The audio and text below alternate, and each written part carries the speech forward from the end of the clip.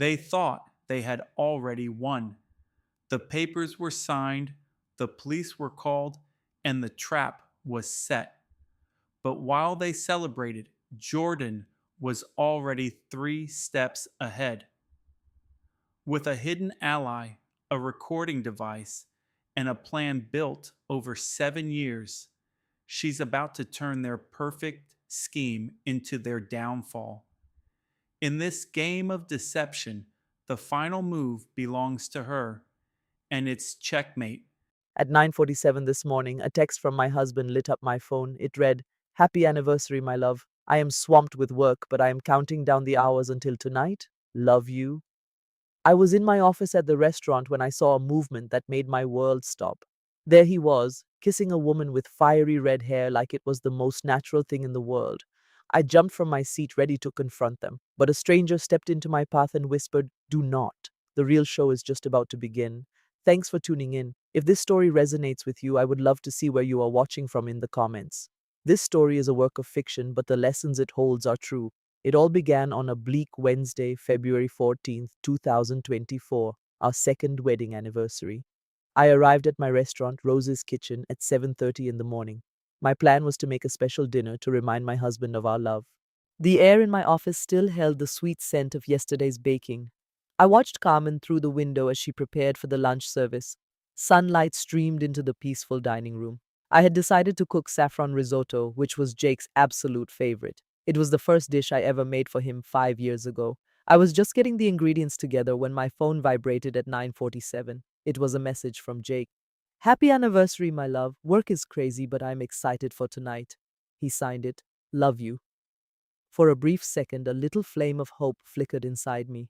I believed we might be able to mend our recent problems. As I started to type a reply, I noticed something familiar.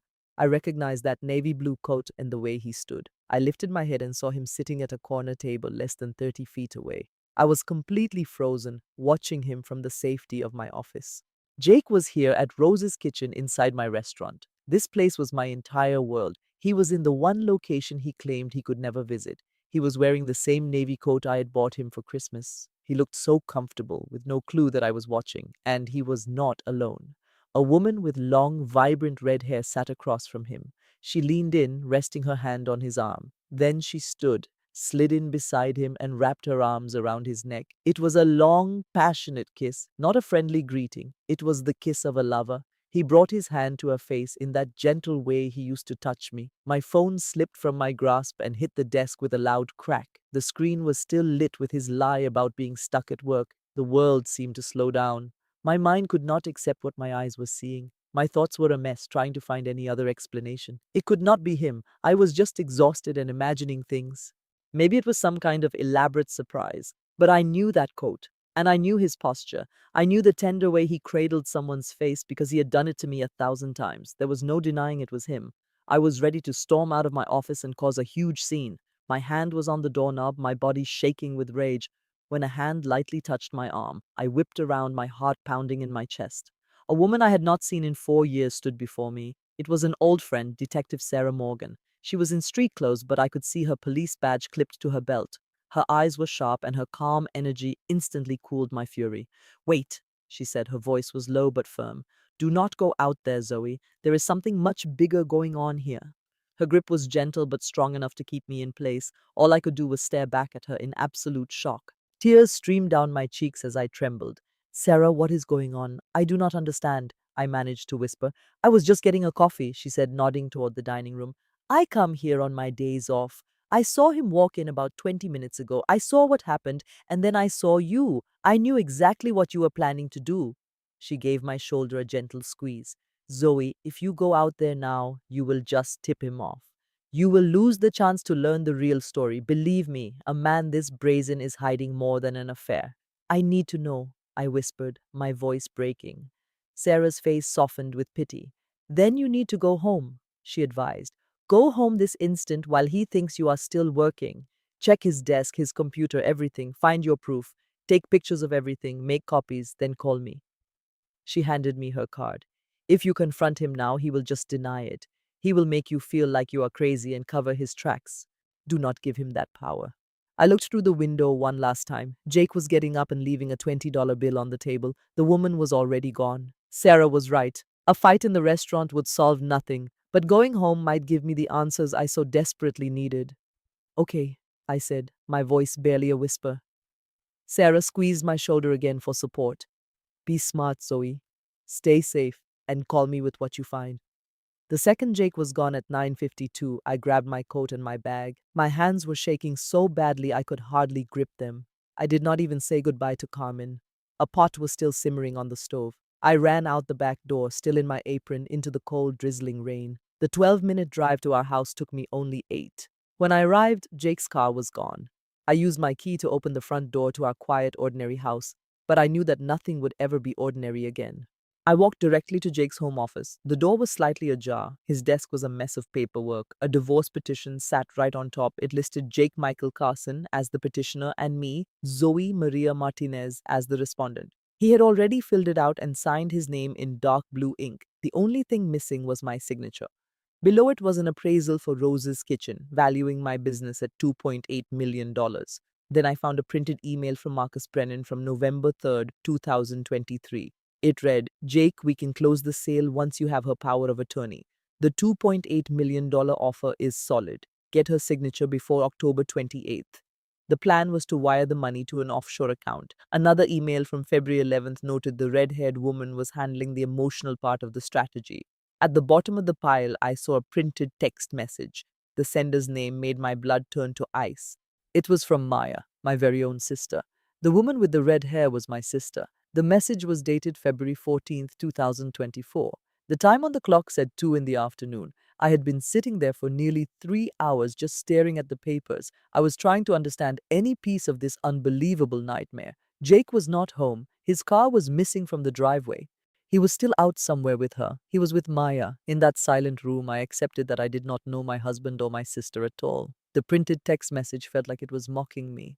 I read it again and again, wishing it was a mistake, a different Maya, but the phone number was hers. Her little profile picture was from our family Christmas photo. My baby sister, the sister I raised after our mom died, the one who would crawl into my bed after a bad dream. I had to know the whole story. I needed to see just how far this betrayal went. I got up and walked back into Jake's office. His laptop sat closed on the desk. I had never opened it before. He always claimed it was just for work, filled with boring files, and I believed him. I believed every word he ever told me. My hands were perfectly steady now. Anger can bring a strange kind of clarity, burning away the shock and leaving cold purpose behind. I opened the laptop. A password box appeared on the screen. I entered the password he used for everything, from our cable subscription to our joint savings account. The password was 2022, the year we got married, the year he promised he would love me forever. The screen blinked and then unlocked. I was in. His desktop was neat with just a few folders. I clicked on his email program. There were thousands of messages. I scanned the subject lines until one jumped out at me. It was from Marcus Brennan at Cascade Dining Group. I opened it. The email chain went back to October 10th, 2023. It said, Jake, once you have power of attorney for Rose's Kitchen, we can finalize this in 72 hours. The $2.8 million is ready to go. Just make sure she signs without any issues. Another message from November 3rd, 2023 set a 90-day timeline. It said, make her feel vulnerable enough to sign by then. Use any means necessary, emotional distress, a fake illness. The red-haired contact will help with that part. She is on board. The red-haired contact. My heart hammered against my ribs. I kept scrolling down the screen. An email from January 22nd, 2024 said, your contact is set. M is ready to proceed. She will keep Zoe distracted and off balance. After the documents are signed, you will transfer the business to us. We will then wire the $2.8 million to your account in the Cayman Islands, number 847392. Your new life with M can start in Seattle. Maya's Table will open in the third quarter of 2024. Congratulations. The words on the screen blurred together. Maya's Table. They were giving my sister a restaurant with my name. It was the future Jake and I had imagined. We dreamed it up on our honeymoon. My recipe books were filled with our ideas for it. He was giving my dream to her. He was stealing my entire life from me.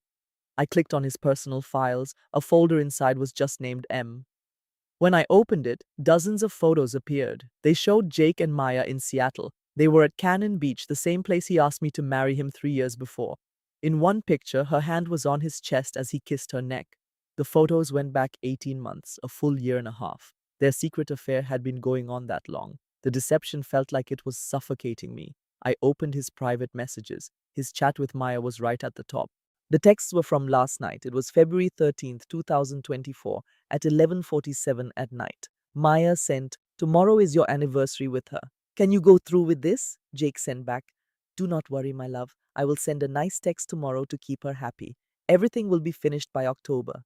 Then it is just us, Maya's table, and our baby. That is what our future holds." Maya replied, "I want our baby soon, Jake. Promise me." Jake's last message was, "I promise, my love, very soon."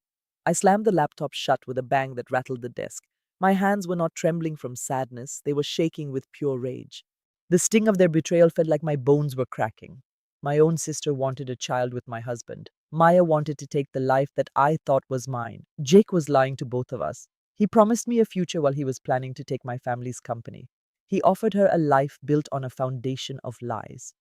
Then a sentence from Marcus Brennan's email flashed in my mind.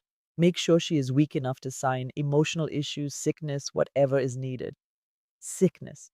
I had been feeling sick since November. The nausea, the tiredness, the sharp stomach cramps every single morning. I had told myself it was stress from running the restaurant. But what if it was something else? What if Jake was making me sick? My stomach twisted in knots. I raced to the bathroom, getting to the toilet just as a burning sensation rose in my throat. I was crying and shaking when I looked up and saw it. Jake's travel kit for his toiletries was on the counter. Next to his razor was a small dark bottle. My hand was unsteady as I picked it up. The label read Ipecac syrup, to be used to induce vomiting after poisoning. It expired in March of 2025. The small bottle was half empty. My head was spinning as I stared at the container. Ipecac, this was the reason I had been so unwell. Jake was poisoning me. It was not enough to end my life, just enough to make me weak and confused. He needed me to be so tired that I would sign any paper he wanted.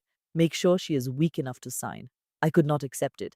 I took the bottle into the office and opened the laptop one more time. I looked at his search history, and there it was. Searches from 3 months ago. How to make someone sick without being caught. Oregon power of attorney regulations. Can a forced business sale be reversed? He had orchestrated the entire scheme. He had thought of every single detail, and Maya, my own flesh and blood, was helping him. I do not know how much time passed. The shattered pieces of my life were connecting, and each piece brought more hurt. But when I finally closed the laptop and stood to watch the rain, my crying had stopped. My hands were steady. I felt a cold, sharp focus. Jake and Maya think they can just take my life. They are very much mistaken. I could finally see it all. My grandmother Rosa often said knowledge is your greatest weapon. It was time for me to learn how to fight with it. The first thing to do was get proof of what Jake was adding to my coffee. I needed solid proof that no one could argue with. It was Thursday, February 15th, 2024. The time was just after 6:30 in the morning and I was standing in our kitchen. I had been awake all night. Every time my eyes closed, I saw the image of that little brown bottle. Half of the Ipecac syrup was already gone. As I lay in the dark listening to Jake's even breathing, I pictured him smiling every morning as he poisoned my drink. He got home late, a little after 11 o'clock. I heard his keys and then his quiet footsteps on the stairs. I pretended to be asleep, keeping my eyes closed and my breathing normal. He climbed into bed like it was any other night, not like a man who was scheming with my sister to ruin me. I wanted to scream at him. I wanted to throw the bottle at him and demand to know why.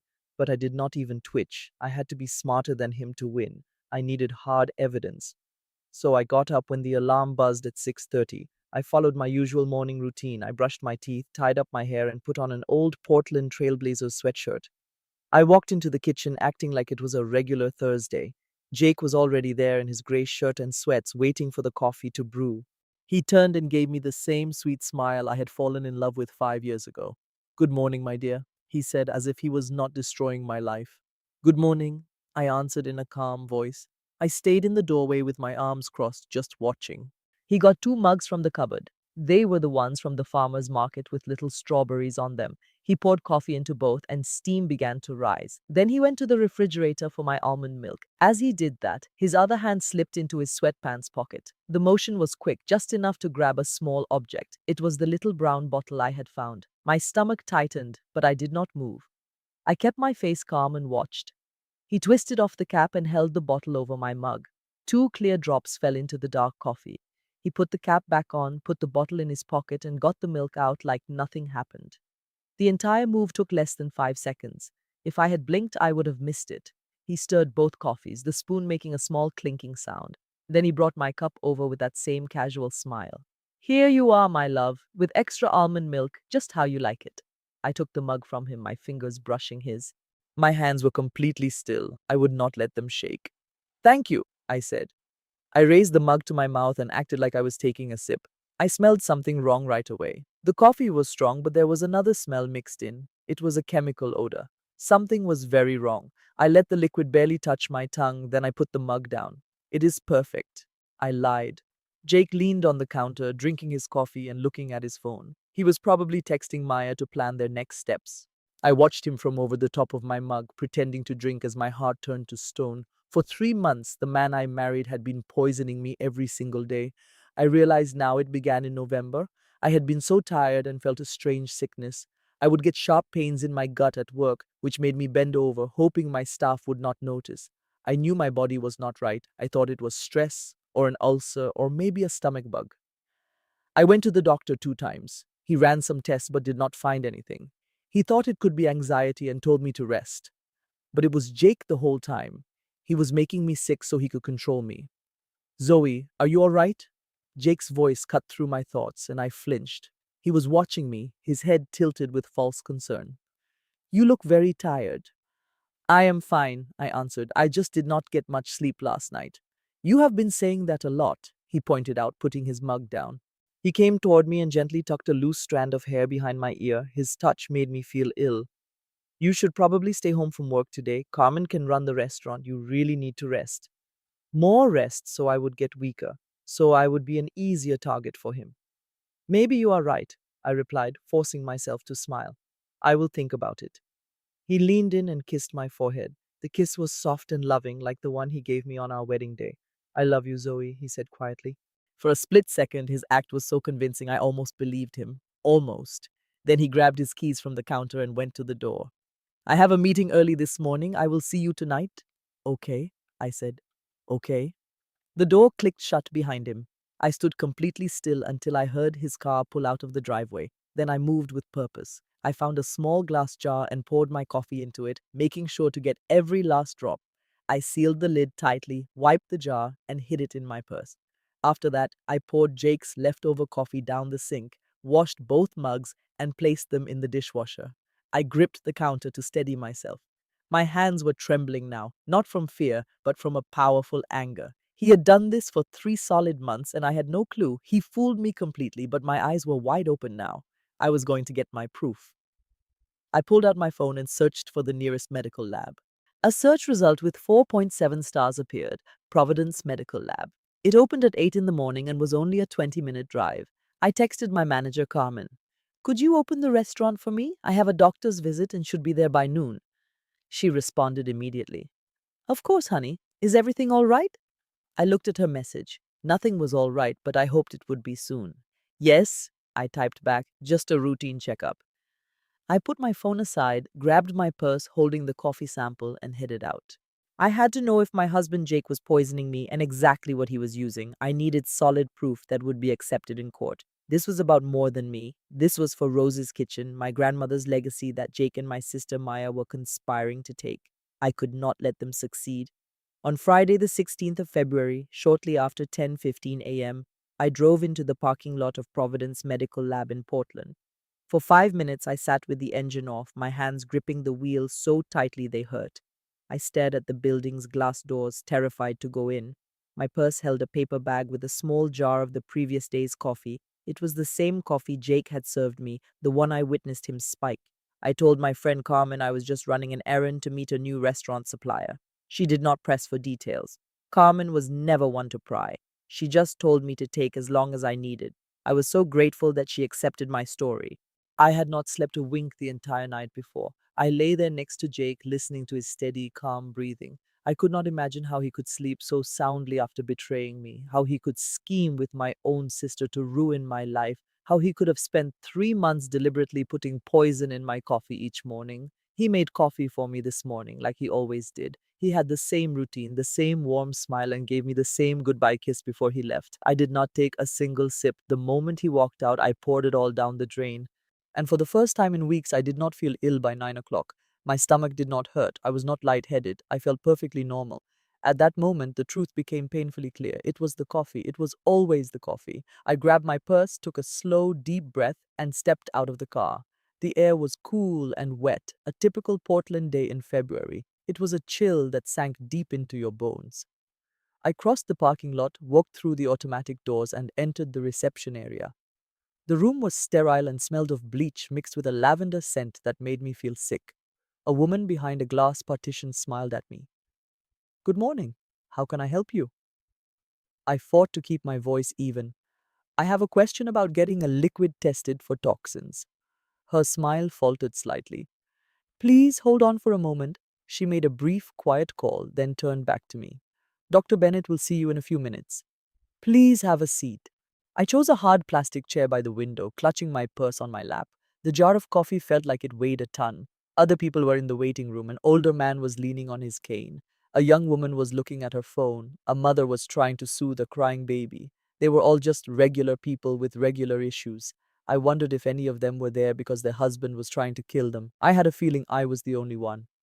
After about 10 minutes that felt like an eternity, a door opened. A woman in a white lab coat came out. She looked to be in her early 40s, with dark hair tied back neatly and very compassionate eyes. "Zoe Martinez," she said. I got to my feet. "That is me." "I am Dr. Rachel Bennett," she said, shaking my hand firmly. "Please come with me." I followed her down a long corridor into a small office. She motioned for me to sit down, shut the door, and then took her place behind the desk. "So," she began, her voice soft, "the receptionist said you wanted to ask about a toxicology test for a liquid. Could you tell me more?" I placed the jar from my purse onto her desk. A dark, greasy film had formed on top of the coffee. "I need to know exactly what is in here," I told her. "Anything that does not belong. A poison, a drug, or any other chemical." Dr. Bennett picked up the jar and held it to the light, inspecting it. "And can you tell me the source of this sample?" she asked. I paused for a moment. "My husband made it for me yesterday morning." Our eyes met, and a heavy silence filled the small room. "And you are worried because I have been terribly sick," I said quickly, the words stumbling out. "For 3 months, I have had constant nausea, vomiting, and severe stomach pain. My doctor ran tests but could not find the cause. But yesterday, I skipped his coffee, and today I feel fine. I have no symptoms at all." Dr. Bennett put the jar down. Her face was calm, but her eyes showed deep concern. "Zoe, I need to ask you, are you safe at home?" The question hung in the air. "Not anymore," I said in a whisper, "but I cannot act until I have proof, real, undeniable proof. That is why I came here." She nodded slowly, her eyes fixed on my face. "I understand. We can perform a full toxicology analysis on this sample. It will screen for all known poisons, prescription drugs, and a large number of chemical agents." "How long will it take?" 72 hours, she replied. "We will contact you as soon as we get the results." "And can this be used in court?" "Yes, if you choose to pursue legal action, our lab is fully accredited. Our findings are admissible as evidence." She waited for a second. "Zoe, if you feel you are in immediate danger—" "I am not," I interrupted. "Not at this moment. He does not know that I suspect him. And I have to keep it that way until I have what I need to stop him."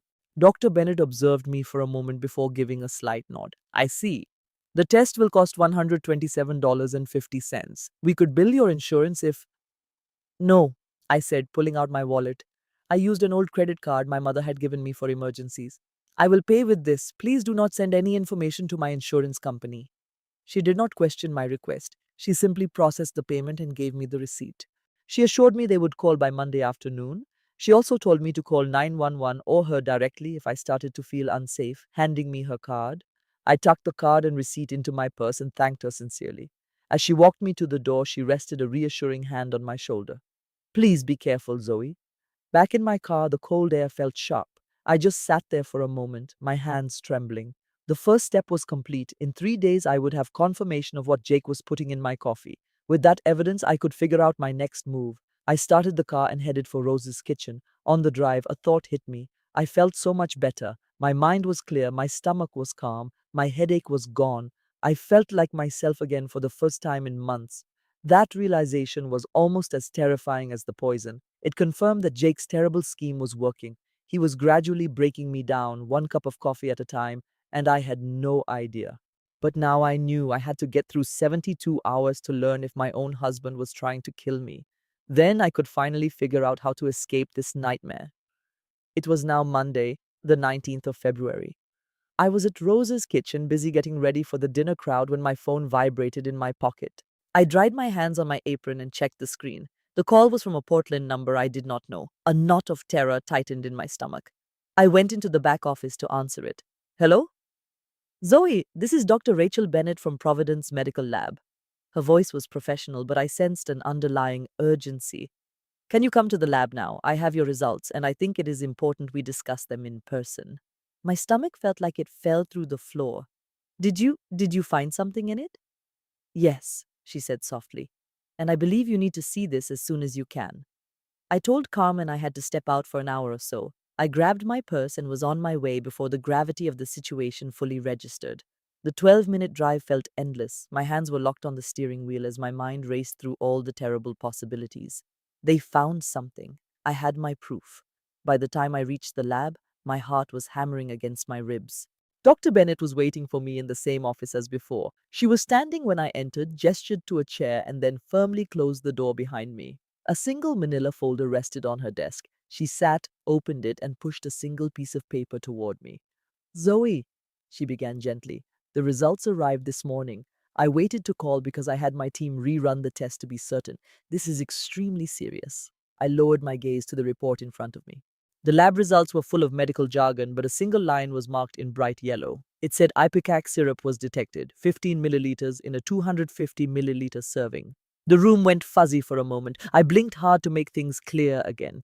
Ipecac, I whispered, my voice hoarse. That is the medicine that makes you throw up, isn't it? Dr. Bennett nodded slowly. That is right. It is for inducing vomiting after a poisoning. We do not use it much anymore as it can be quite harmful. She explained that a tiny amount every day in a coffee would not be fatal right away. Instead, it would create a long-term sickness with vomiting, exhaustion, and terrible stomach pain. I finally met her gaze. How long could this have been happening? She replied, if you had this every day for months, it could result in very serious, lasting damage. The doctor kept talking, listing all the terrible possibilities. I could suffer from dehydration, muscle deterioration, and irreversible harm to my digestive system.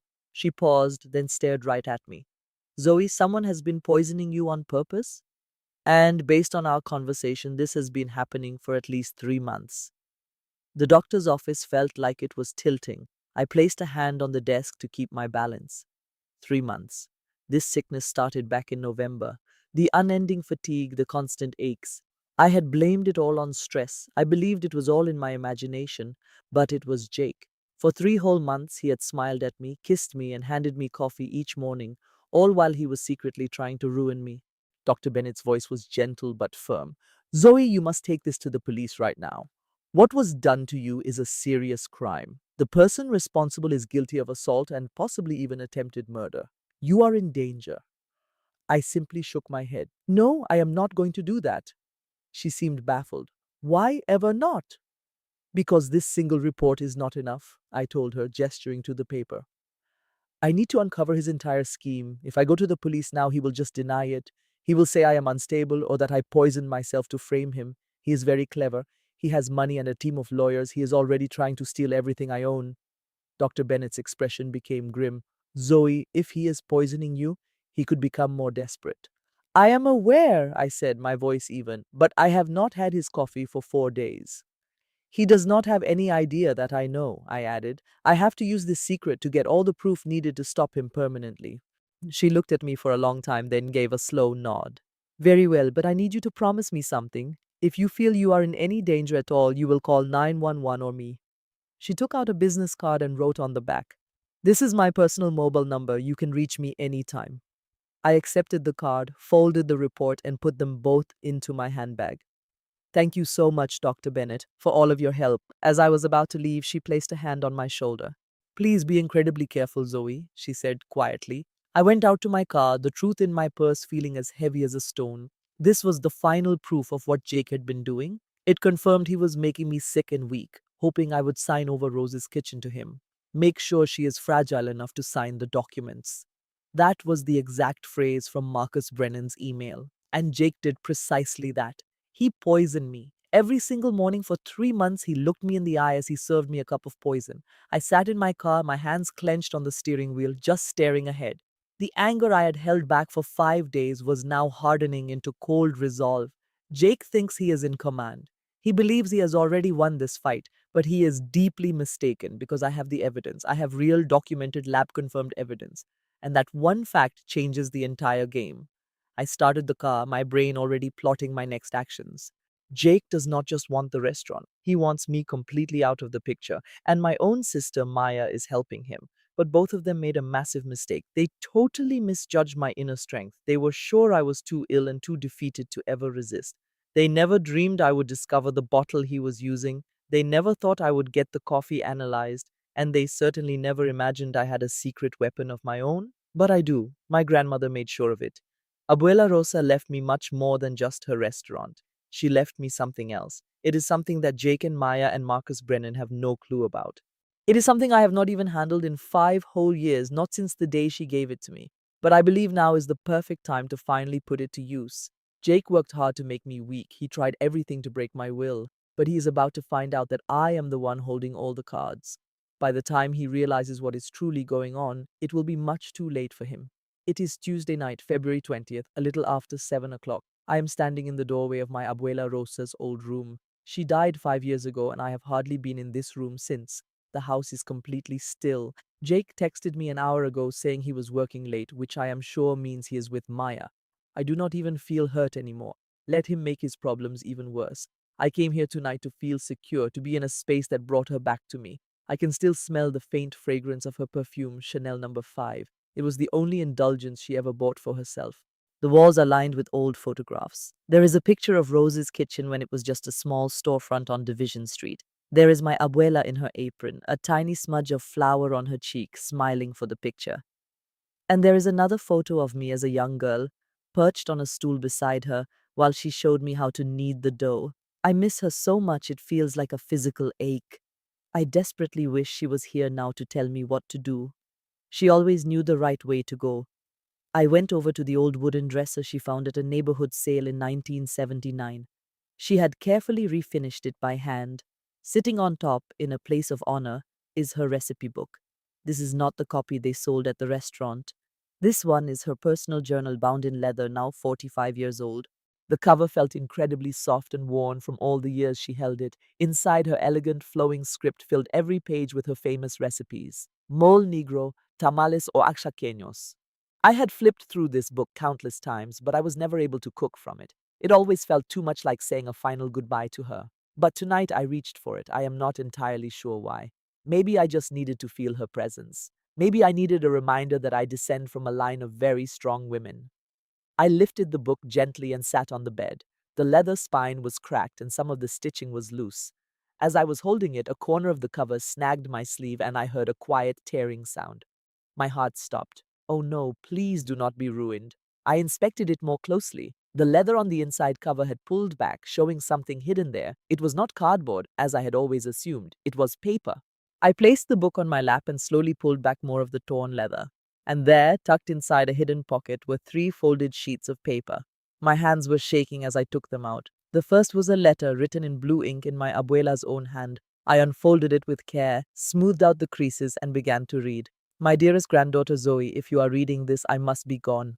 It also means someone has betrayed you. I always worried that this day could arrive. Your grandfather and I put our entire lives into building Rose's kitchen. But our success brought a new kind of trouble. I know that success can make other people envious and even dangerous. So I made a plan to keep you safe after I was gone. I have created a trust fund just for you, my dear, worth $850,000. The account is at Wells Fargo Bank under my name. It is managed by my attorney, Benjamin Hartley.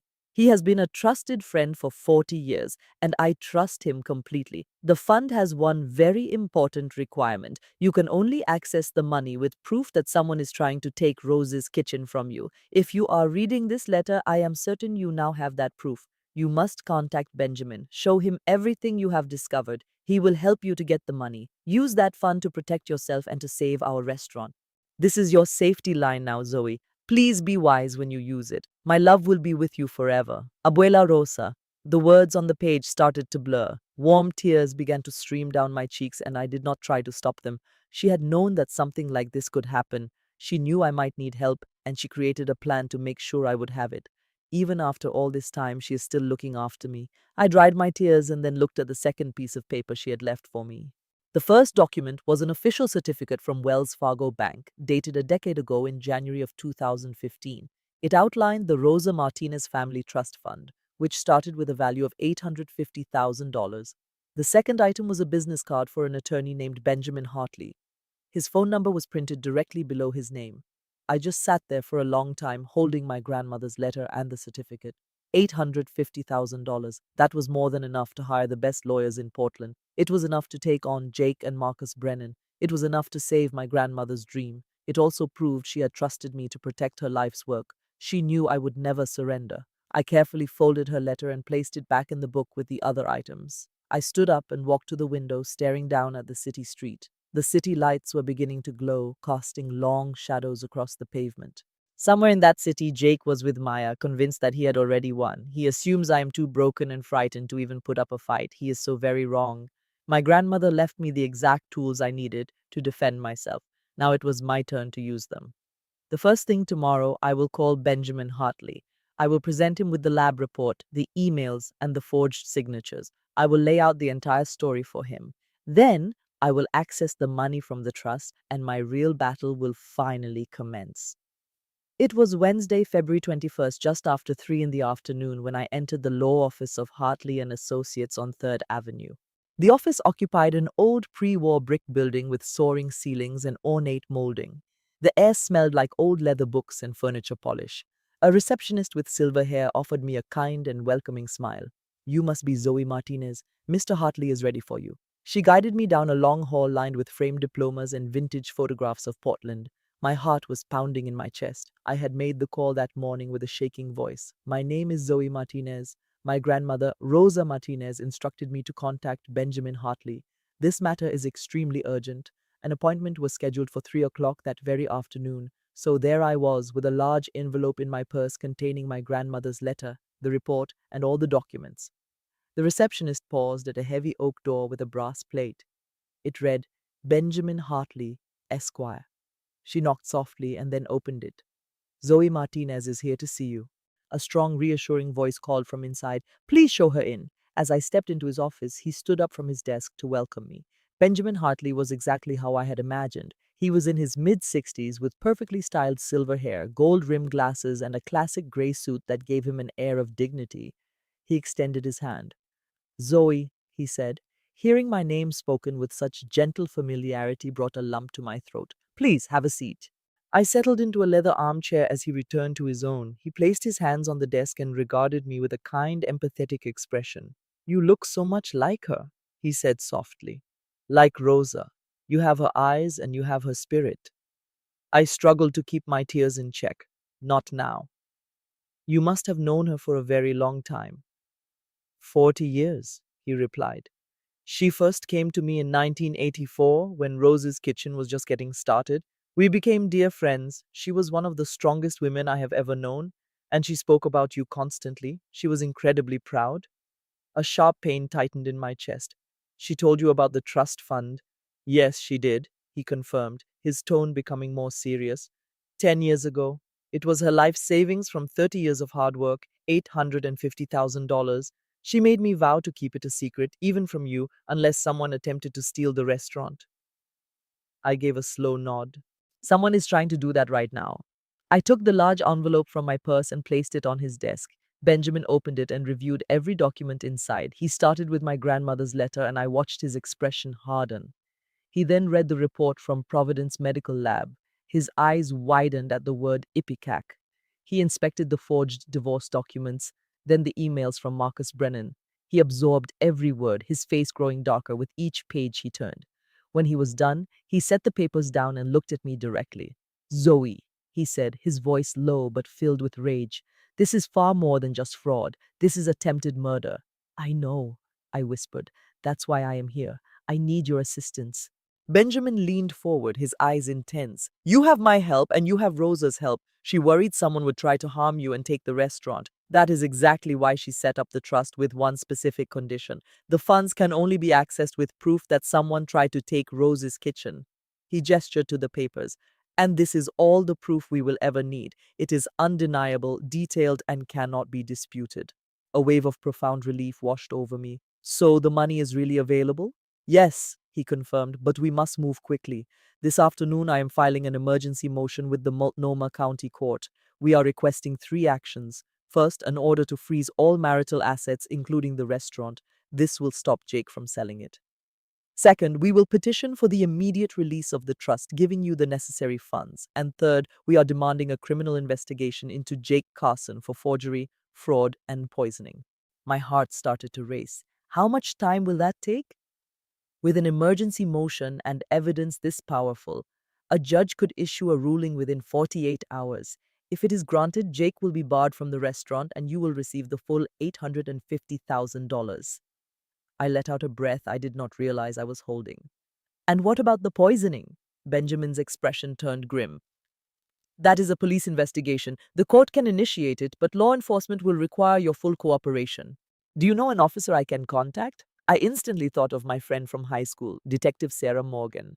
I had not reached out to her yet, but now it was time. I do, I said. Benjamin nodded. Good.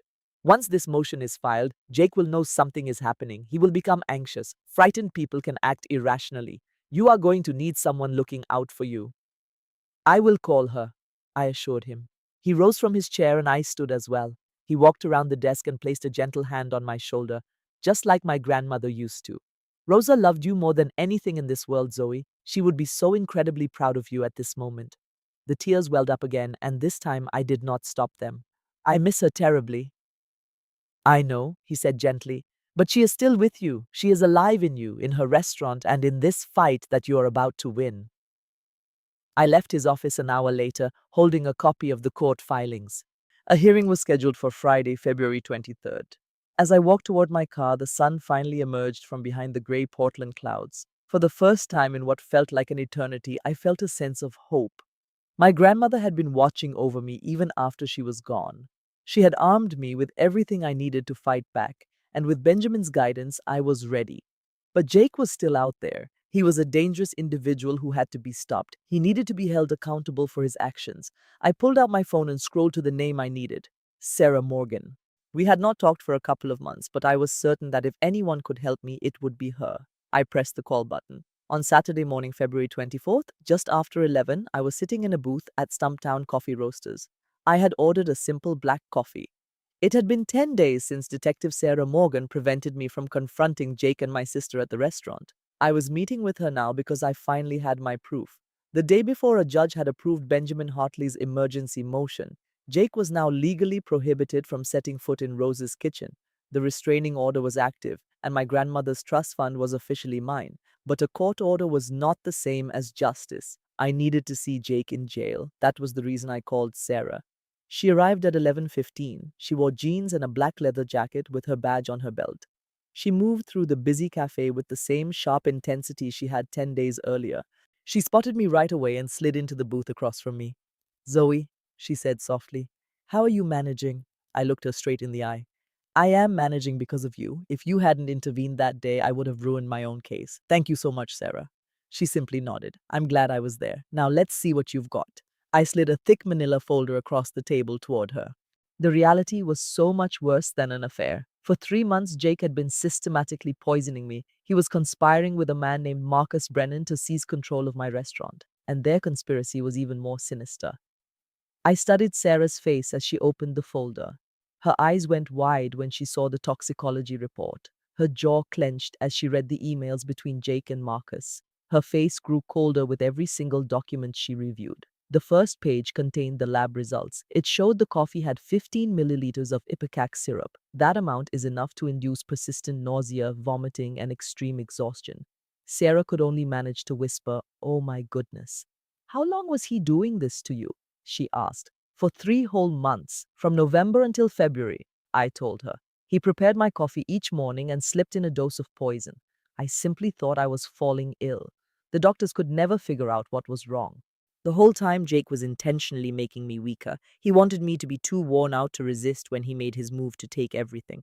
Sarah tapped the printouts of emails between Jake and Marcus. The words seared themselves into my memory. Get her weak enough to sign everything. A later message read, "The poison is effective. She has lost weight and is always tired." Their scheme was to move $2.8 million offshore once I signed. She set the pages down, her gaze hard as steel. "This is a clear attempt on your life," she said evenly. "Using poison to force your hand is a serious felony." "There is a strong case for attempted murder," she noted, pointing to a message from Marcus. "Marcus Brennan is a co-conspirator. We are talking about conspiracy and major financial fraud. They are both looking at serious prison time." "There is more," I replied, giving her the forged divorce documents. I added a business valuation for $2.8 million. I also presented the false fertility reports Jake had shown my sister, Maya. The truth is, he had a vasectomy 5 years before. I even had pictures of Jake and Maya together at hotels. Sarah reviewed each item, taking careful notes. When she finished, she inhaled deeply. "In my 10 years of police work, I've never seen a case with this much solid evidence," she admitted. "We have lab reports, financial records, emails, and photos." "Should I go pick up Jake right now?" she offered. I shook my head. "The proof is strong, but a good lawyer could challenge it," I explained. "They found a substance but cannot prove Jake administered it. The emails show Marcus wanted my restaurant, but not that Jake forced my signature. A defense attorney would create reasonable doubt." I leaned closer. "I need undeniable proof. I have to catch him on camera in the act or get a recorded confession." Sarah nodded, understanding at once. "So we will set a trap," she said. "You will install cameras inside your house aimed at the kitchen. Oregon law permits you to record him in your own home without his knowledge. Your task is to get him talking. Ask clever questions that make him lower his defenses and admit to his actions." She looked at the file. "And what about your sister and Marcus?" My stomach twisted at the mention of their names. "We will put them under surveillance. We will document every time they meet," Sarah declared. "If you can record the three of them planning together, we can prove a criminal conspiracy." "Will that be enough to convict him?" I asked, needing reassurance. Sarah took my hand, her eyes locked on mine. "Zoe, we will bring him to justice. I give you my word, but you have to be extremely cautious. If Jake finds out you know, he will become very dangerous. He might panic and do something reckless." She pulled out a card and wrote a number on it. "This is my private cell phone," she said. "If you ever feel unsafe or if he makes any threat, you call 911 first. Then you call me immediately, anytime, day or night." "Do you understand what I am saying?" she asked with intensity. I accepted the card and nodded. "I understand. Thank you for everything, Sarah." She offered a warm, supportive smile. "You are stronger than you realize, but I am glad to be here for you." She gathered her papers and slid out of the booth. "I am going to start investigating Marcus Brennan and his financial connections to Jake. You need to get those cameras set up and record everything that happens. When we are done, Jake Carson will be behind bars for a very long time." I remained in the booth long after she left, and for the first time since my world shattered, I felt a tiny spark of hope. It was Wednesday, February 28th, close to 10 in the evening. I was on my bed, glued to my laptop, watching spy camera footage. I had installed the camera 4 days earlier. The device was incredibly small, tinier than a lipstick, and I had concealed it in a picture frame on Jake's desk. The photo showed us on our wedding day, happy and without a worry. I bought it online for $89 with 2-day shipping. It recorded both video and audio, saving the files to a secure online server. Sarah had told me to record everything, and I followed her instructions precisely. Every night after Jake fell asleep, I would check the recordings from the day. Most of it was just him typing or on routine calls. It was mostly a complete waste of my time. But this night was different. I had found it. The clip was from the day before, February 27th at 2:47 p.m. At that moment, I was at my restaurant, Rose's Kitchen, getting ready for the dinner service. On my screen, Jake was by himself in his office with his phone pressed to his ear. I turned the volume all the way up. His voice was perfectly clear. "Rick, Jake Carson here. We met at the contractors' gathering last month." There was a brief silence. I could faintly hear a man's voice answer. "Oh, right. I know who you are. How can I help you?" "I have a job for you, something that needs to be handled discreetly," Jake said, leaning back in his chair. It is at a restaurant named Rose's Kitchen, located at 428 Southeast Hawthorne Boulevard. Okay, the man replied on the other end. What kind of job is it? I need you to perform a gas line inspection, Jake said, his voice completely casual. However, I need this inspection to have a specific outcome, he continued. I need you to slightly loosen one of the valves, just a small turn, enough to start a slow, continuous leak. It needs to be faint enough that no one would notice it for a while. A long, tense silence came from the other line. Finally, the man spoke. You have got to be kidding me. I am completely serious, Jake confirmed, and I will give you $5,000 in cash. No paperwork, no digital trail. This call never took place. Another heavy pause followed.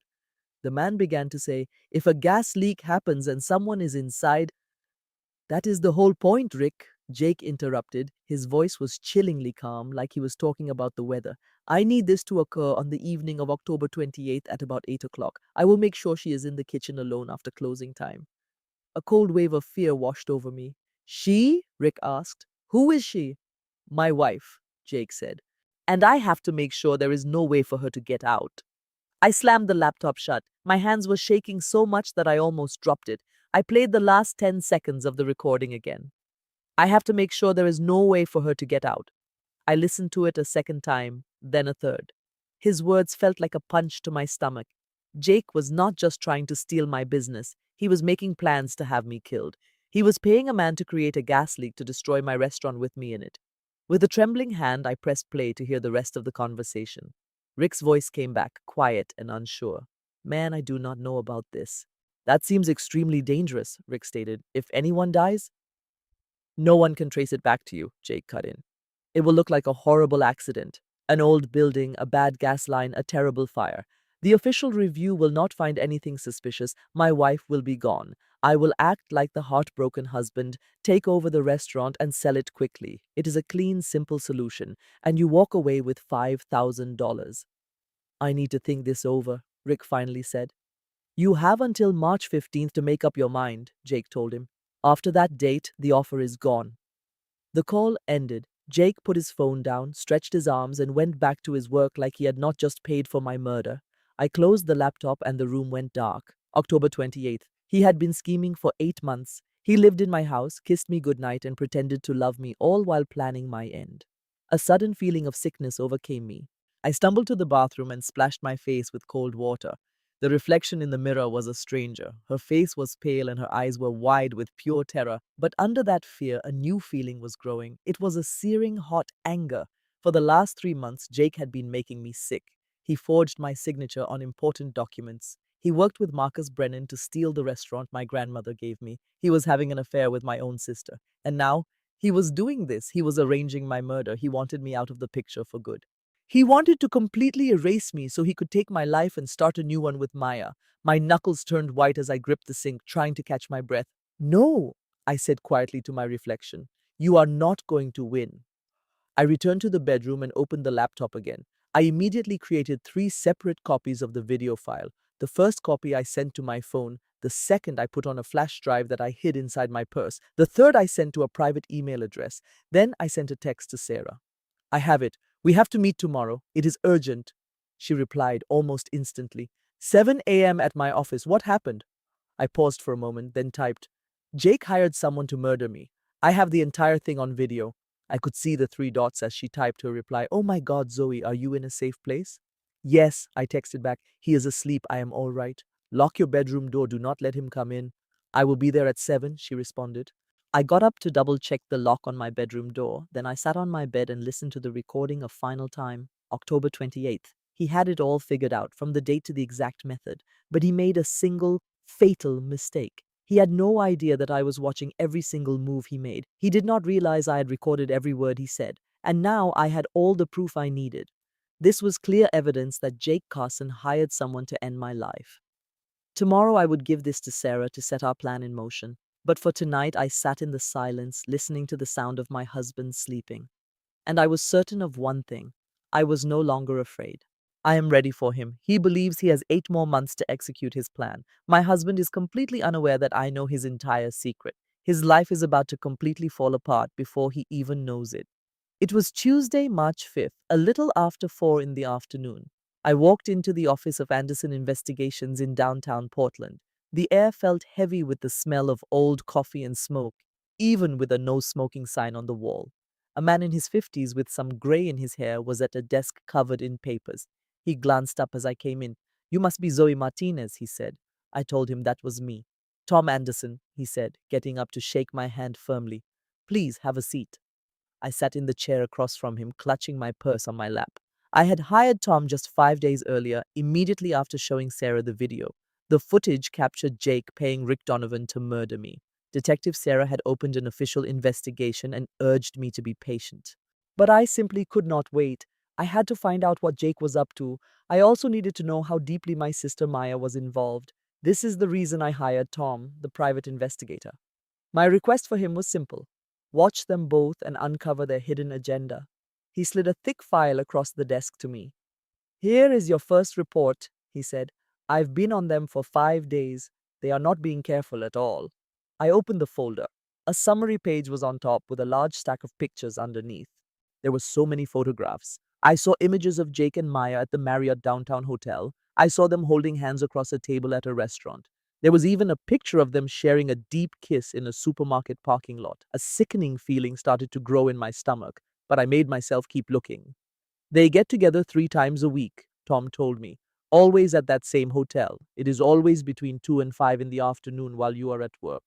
They check in using the fake names Mr. and Mrs. Thompson, and Jake always pays in cash." I just nodded, staring at the pictures.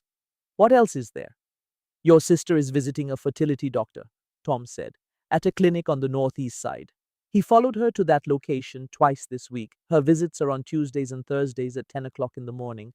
I looked at him, trying to process what he was saying. A fertility clinic. She was trying to have a child. Tom then handed me one more photo. It was a picture of Maya coming out of the clinic holding a file. Tom said she started visiting the clinic in January. It looked like she was very determined to become pregnant.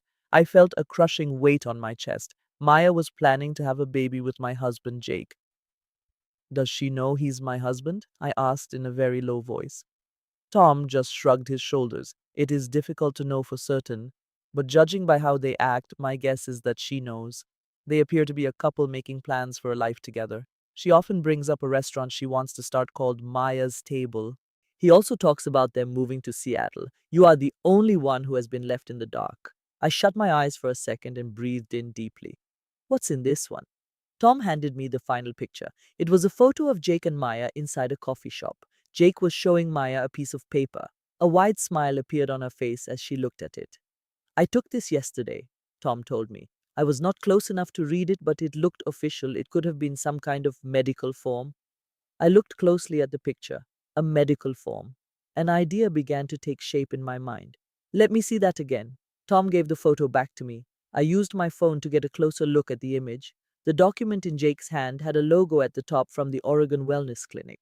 The patient's name was listed as Jake Carson. It mentioned a low sperm count from an old injury. The treatment was testosterone therapy. The completion date was listed as December 2024. I felt like my entire world just stopped. "What is it?" Tom asked. "I need to make a phone call," I said as I grabbed my phone. I called Sarah's number and she picked up right away. "Zoe, what's wrong?" "I need you to do something for me," I said. "I need you to look into Jake's medical history. I have to know if he ever had a vasectomy." There was a short pause on the other end of the line. "Why are you asking me about that?" "Because I believe he is lying to Maya. He showed her a fake medical paper about his fertility. I must find out the truth." "Just a moment," Sarah said. I could hear her typing on her keyboard. "Since this is now a criminal matter, I can get into his files. Let me see." I waited and my heart was beating fast. Tom watched me with a worried look on his face but stayed silent. "Okay," Sarah finally said. "I have his record. Jake Michael Carson, born on April 12th, 1988. Oh, Zoe. What do you see?" "He had a vasectomy," Sarah said slowly and clearly. "The procedure was on August 15th, 2019. It was done at Oregon Health and Science University. The record says it is permanent and irreversible." 2019, that was a full 3 years before our wedding. This whole deception began before he even knew me. "Sarah," I said, my voice trembling. "He told me he just was not ready for children. He said we would discuss it later." He was not telling you the truth, Sarah said softly. And if he gave my sister a fake medical document about fertility, he is lying to her as well, I added. I ended the call with shaking hands. Tom was still watching me. Is everything all right? He had a vasectomy, I told him, 5 years ago. He has been misleading both my sister and me this whole time. I turned on my laptop and went to the cloud drive that held my evidence. I began to look through the text messages I had copied from Jake's phone 2 weeks before. And that is when I found it. It was a text Jake had sent to Marcus Brennan on February 25th. It read, "You just need to sell them hope, my man. Hope is a powerful thing. Zoe will stay with me as long as she thinks we will have a family, and Maya will do anything I want if she thinks she can carry my baby. It is just that easy." I read the message again and again. Tears started to blur my sight. Jake did not love me, and he did not love Maya. He was not able to love another person. He used his lies to control both of us. He offered fake promises to keep us around. He was making me sick so I would be too weak to stop him from taking Rosa's kitchen. He was lying to Maya about a shared future so she would help him. His main goal was to have me killed, sell my restaurant for a lot of money, and then just leave. My sister Maya was just another piece in his twisted plan, the same as me, but she had no idea. I closed my laptop and looked up at Tom. Can you continue to follow them? As long as you're paying me, I will not let them out of my sight. Good, I replied. I need you to get everything. I want photos, audio, places, times, every last detail. I know exactly what you need. I left his office with the file, feeling completely hollow. Jake was motivated by nothing but greed, power, and his desire for control. And Maya, my little sister, whose hair I used to braid and to whom I read bedtime stories, was just another person for him to use. One part of me wanted to warn her, to explain that she was being used, but the other part, the one that saw her with my husband and knew about her restaurant plans and the texts about a baby that would never exist, that part knew she had to figure this out on her own. Jake had tricked both of us, but now I was the only one who understood the entire truth, and I was about to use it. 7.5 months had passed since I saw that first video. It had been 7 months since I showed Detective Sarah Morgan the recording of Jake planning to kill me. We used those 7 months to build our case. After I gave Sarah the proof in March, we developed our plan. Sarah's first thought was to arrest Jake immediately, but I persuaded her to wait. An immediate arrest would just let him get a lawyer and claim he was not serious. It was better to let him think his plan had succeeded, and then we could catch him red-handed. This would ensure that charges of conspiracy and attempted murder would stick. So we were patient. Sarah began her work and obtained all the necessary warrants. She located Rick Donovan and spoke with him in private. He revealed the entire scheme to her. Jake had paid him $5,000 in cash to tamper with the gas line at my restaurant. Rick's only task was to cause the leak 3 days before October 28th and then to vanish. Jake imagined me working alone in the kitchen. He planned for gas to silently fill the room. The moment I turned on the stove, the restaurant would be gone in a fireball. It would be called a terrible, tragic accident. The grieving widow would then sell the business and vanish with the insurance money. But I already knew his entire twisted plan. With his deadline only 3 days away, it was time for me to make my move. On Friday, October 25th, shortly after 2 p.m., I stood in my kitchen holding my phone. "This is Brenda at Oregon Natural Gas. How can I help you?" I kept my voice steady and said, "Hello, my name is Zoe from Rosa's Kitchen. I believe I may have a gas leak. I have noticed a strange smell near the stove for a couple of days." "All right, ma'am, we handle these situations with the highest priority. I am dispatching a technician to you immediately. Can you confirm the address for me?" 428 Southeast Hawthorne Boulevard in Portland. That is correct. We will have someone there within 60 minutes. Please do not strike any matches or use any lighters. If the smell becomes stronger, you must evacuate the building. I understand, thank you. After hanging up, I waited. Roughly 50 minutes later, a white van from the gas company arrived. A man in a blue uniform and a hard hat stepped out carrying his tools and a detection device. I went to the door to meet him. "Hi, I am Zoe Martinez. I am the owner who made the call." "Eddie Parker," he replied, shaking my hand. "Let's see what is happening here." I led him into the kitchen where he began using his equipment to inspect the area around the stove. In a moment, his expression shifted. "Ma'am, it is a very fortunate thing that you called." He indicated a brass fitting on the gas line behind the stove. "Someone intentionally loosened this part. It was not loose enough to leak immediately, but the heat from the stove would have caused gas to pour out. This could have led to a massive explosion." I felt my stomach turn over, but I kept my expression perfectly neutral. "Is it something you can fix?" "Yes, absolutely. I will tighten it right now and then inspect your whole system. I will ensure everything is completely secure. For the next 20 minutes, he worked methodically, tightening fittings, checking pipes, and running his detector along every inch of the line. At last, he stood up.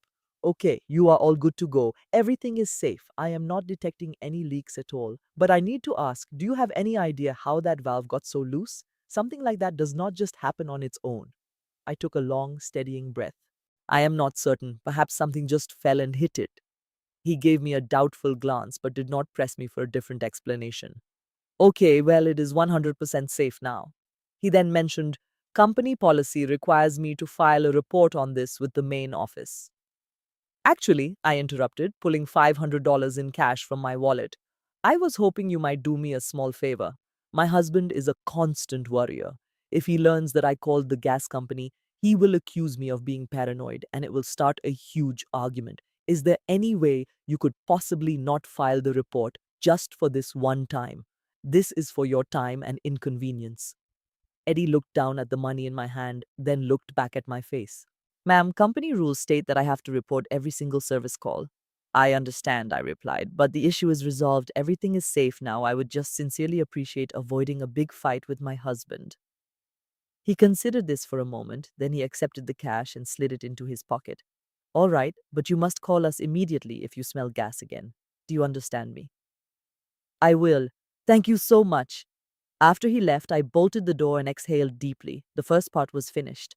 The gas line was now secure, but Jake and Rick were completely unaware. They believed their lethal trap was still set. Even so, I needed my own layer of security. I had to have my own method to control the gas. I picked up my phone to make another call. Walsh Gas Consulting, David speaking. Hello, David. My name is Zoe Martinez. I need a remote shut-off valve put on a commercial gas line, and it must be done today. The cost is not an issue. My schedule is completely booked today, but I believe I can fit you in around 6 o'clock tonight. What is the location? Promptly at 6 o'clock, an unmarked work truck appeared, and David Walsh emerged. He was an older man with gray hair, dressed in jeans and a flannel shirt. My friend Sarah had assured me he was both dependable and discreet. I let him in through the back. Show me the gas line, was all he said. I brought him to the kitchen. He carefully examined the main valve, the connections, and all the pipes. So you want the remote valve installed on this pipe right here? Yes, I have to be able to shut off the gas from any location using only my phone. He gave me a very inquisitive look. Are you experiencing some sort of problem here? Let's just say that I require absolute control over what occurs on my property. He gave a slow nod. I see. I can install a smart valve that works with a cell phone signal. You can operate it through an app on your phone. The work should take about 2 hours. The total will be $1,200. That is perfect. David worked in silence with intense concentration.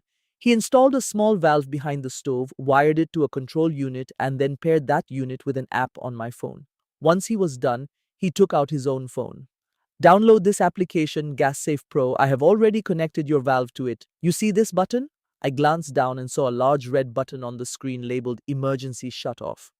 If you touch that, the valve will instantly close. The flow of gas will stop entirely. Your stove will not ignite. Nothing will function. And how do I turn it back on? You can press the green button, but it is much safer to reactivate it manually at the valve itself. That is perfect. I gave him the $1,200 in cash. He accepted the money, gave a brief nod, and departed without saying anything else. I stood alone in the silent kitchen looking at the app.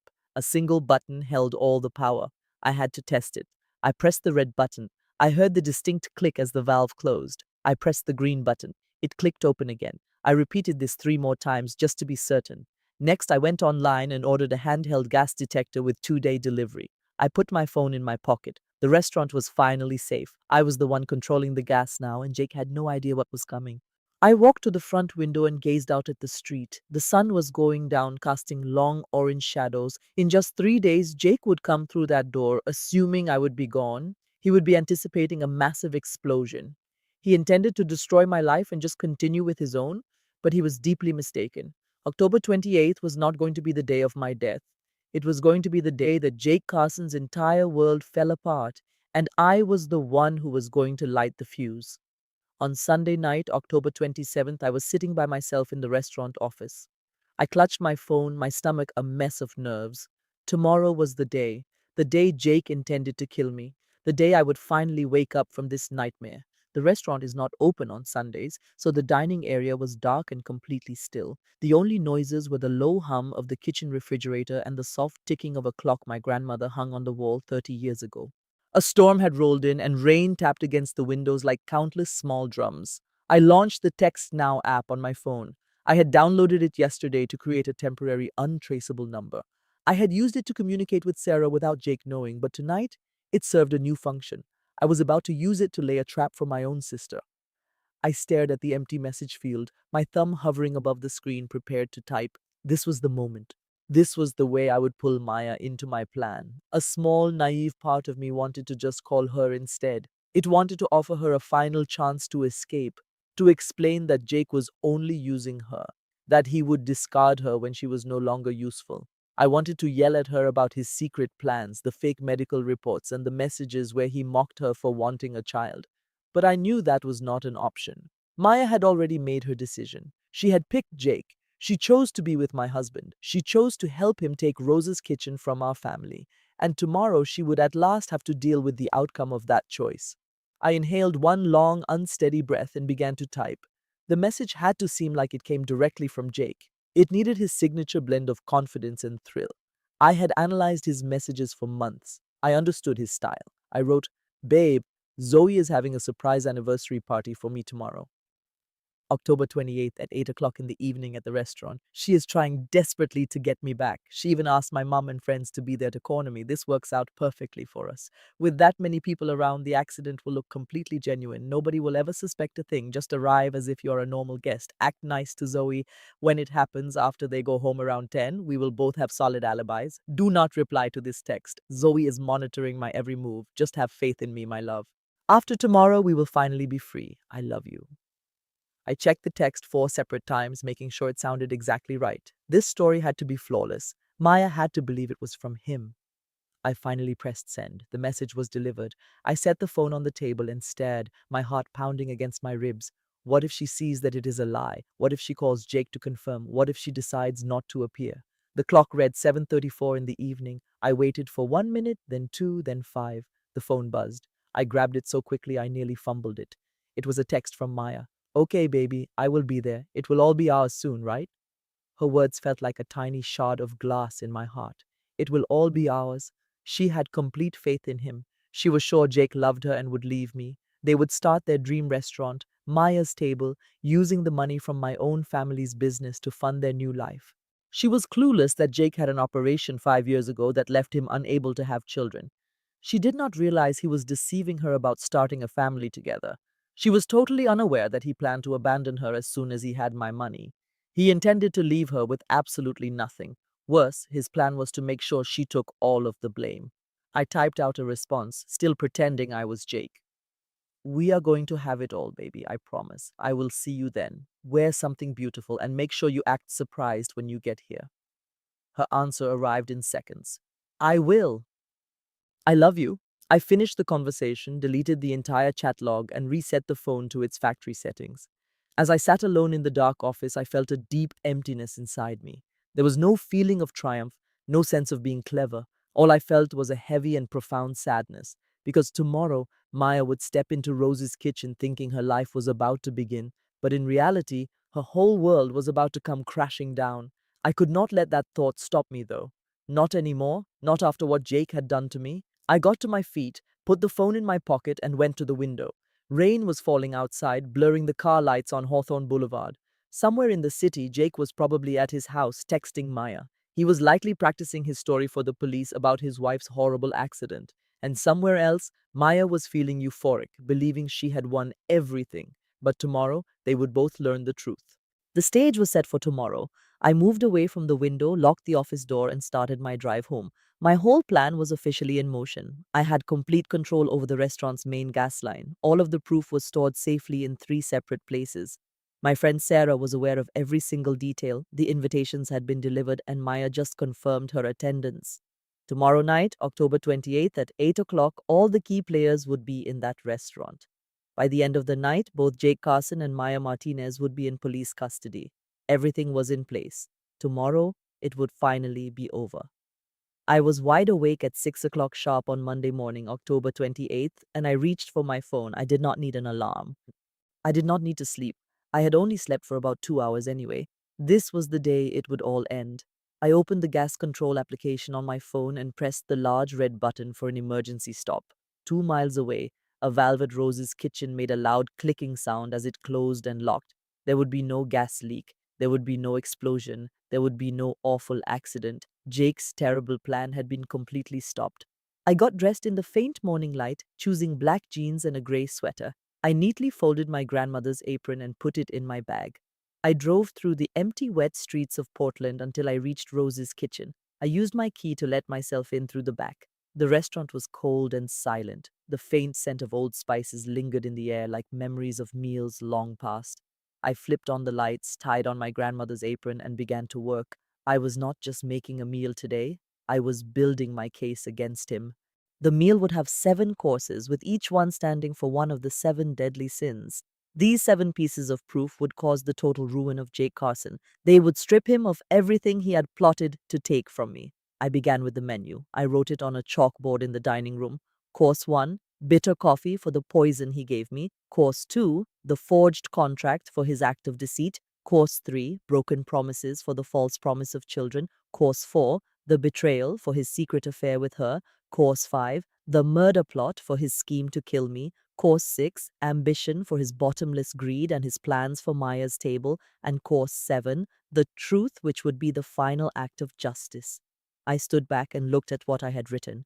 It was flawless. It was straightforward, cold, and perfect for the occasion. I then started to cook the food. The first course was simple. I brewed a pot of coffee that was very dark, bitter, and strong. I poured 1 cup and set it on a tray. Beside the cup, I placed a printed report from a medical laboratory. The results were clear. Ipecac syrup found 15 milliliters per 250 milliliter sample. This was the poison Jake had been putting in my coffee every morning for 3 months. It was his slow and steady plan to end my life. The second course was a basic salad with crisp lettuce, a sharp vinaigrette, and cheese. I put it on a transparent glass plate. Lying right under the plate was the fake business contract. My forged signature was easy to see through the glass. The sale price was listed at $2.8 million. Marcus Brennan's name was printed clearly at the bottom. The third course was a salmon fillet with a lemon sauce. The dish appeared lovely and elegant, but it had a very harsh taste. I placed the plate next to a printed hospital record of Jake's vasectomy. The date of the surgery was August 15th, 2019. This was 3 years before he asked me to marry him. It was 5 years before he told Maya he wanted to start a family with her. The fourth course was a roasted lamb with herbs and garlic. I served it with a pile of printed text message exchanges between Jake and Maya. One of the messages read, "I love you, baby. When this is done, we will have everything." Maya's table is set to open next spring. An entire 18 months of their deception was served up like a main dish. The fifth course was the hardest to make. I prepared a recipe my grandmother taught me, chiles en nogada. It is a poblano pepper filled with spiced meat, coated in a white walnut cream sauce, and sprinkled with pomegranate seeds. This dish is a true act of love that takes many hours to prepare. It requires a great deal of patience and concentration. I served it next to a printed transcript from a hidden microphone. Jake's voice was captured perfectly. He said, "I just need you to turn the valve enough for a slow leak. I will handle it so she is the only one in the kitchen." Then you can hear Rick Donovan's voice. He said, "If someone dies, Jake, there is no way they can trace it back to you." Course 6 was a tres leches cake. This was my grandmother's own recipe. She showed me how to make it when I was just 8 years old. I set a slice of it beside a printed email from Marcus Brennan to Jake. The email said, "Once the power of attorney is final, we can complete the sale of Rose's Kitchen. Send the $2.8 million and you can start your new chapter with M in Seattle." Maya's table should be operational by the third quarter of 2025. The seventh and last course was only a single square of dark chocolate on a perfectly clean white plate. It came with nothing else. It stood for the simple, bitter truth. I used the whole morning to set up and photograph each course. I needed to have extra copies of every single piece of evidence just in case. At noon, Carmen Foster showed up with a van loaded with catering gear. She carried in electric warming trays, serving platters, and extra plates. She had even cooked some of the dishes at her own restaurant to help me. Besides Sarah, Carmen was the only other person who understood the true purpose of the evening. Are you prepared for this? She asked. She placed a tray of warm empanadas on the kitchen work table. I have been prepared since February, I replied. She just nodded her head and did not say another word. That is one of the many things I love about her. By 2 o'clock in the afternoon, every single course was ready. I covered all of them and put them in the large walk in refrigerator. After that, I went into the dining room. I set up a large decorative screen at the front of the room. I put a projector on a small table and hooked up my laptop. I reviewed the presentation I created last week. It showed crime scene photos, email chains, and bank records. It also included the video of Jake's conversation with Rick Donovan. It was all the proof I needed to guarantee he would lose everything. At 3 o'clock, Sarah Morgan arrived. She was not working, wearing jeans and a jacket, but I could still see the police badge clipped to her belt. Are you okay? She asked me. I am fine. Jake had no idea what was about to happen. She agreed with a nod. I will be here at 7:45. I'll get a table in the back and act like any other customer. If there is trouble, I am just seconds away. I promised her everything will proceed as we planned. She studied my face for a moment, then she squeezed my shoulder to give me confidence. The woman you've become would make your grandmother so proud. I was too emotional to say anything, so I just nodded. At 5 o'clock, I began to dress the tables. I set up 15 places with white cloths, candles, and name cards. I put Jake's card at the head of the main table. Myers was to his right and Marcus Brennan's to his left. I set my own card at the table's far end, directly opposite him. This was the position of control. At 6 o'clock, I wrote the menu on the chalkboard. The menu listed 7 courses that stood for 7 different sins. At 6:30, I slipped into a simple black dress. I tied my hair up and put on the silver earrings my grandmother left me. I saw a new person in the mirror. This version of me looked more mature, tougher, and completely ready. At 7 o'clock, I started lighting the candles. A soft, warm light filled the dining area. It was as beautiful as a work of art, but it was also a perfectly designed trap. I stood in the doorway and looked over the room one last time. The tables, the projector, the proof, and the food. I had everything I needed to finally escape this nightmare. My phone buzzed with a message from Jake. I am heading over now. See you in a bit, baby. I did not answer him. A few seconds later, another message came from Maya. I am almost there. I feel nervous but also excited. I gave a cold, small smile. She had good reason to be nervous. At 7:30, I opened a bottle of wine. I poured a single glass that I had no plans to drink. I simply held it, feeling its weight in my palm. Everything was perfectly arranged. The dinner was ready to start. But Jake did not know that he was the featured item on tonight's menu. Before I share what took place on October 28th, the evening justice was finally delivered. Please type the word truth below. This will tell me that you are ready for what comes next. What you will hear is quite shocking. A quick note, I changed a few things to make the story clearer. If you get upset by difficult stories, this might be a good time to stop listening. Rose's kitchen was softly lit by the light of 2 dozen candles. Their little flames danced in the October wind from a window left open nearby. I waited near the host's stand. For this evening, I wore a dress the color of dark red wine. The dress was designed to project grace and self assurance. It belonged to a woman who was in complete command. The room smelled of roasted garlic and fresh basil. I could also smell the sweet aroma of caramelized onions coming from the kitchen. I had just finished spending 3 hours cooking a 5 course meal no one would soon forget. My hands were completely steady. I smoothed the white linen cloth on the table one final time. I adjusted the single red rose sitting in its vase. I glanced at my phone.